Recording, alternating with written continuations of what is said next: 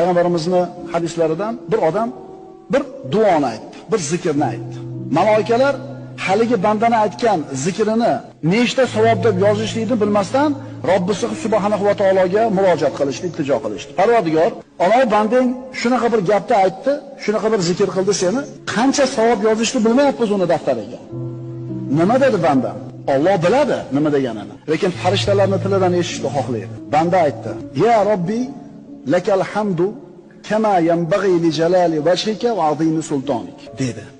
Nima degani edi? Ey Parvardigor, senga shunday hamd va sano bo'lsin. Kama yanbaghi li jalali wajhik.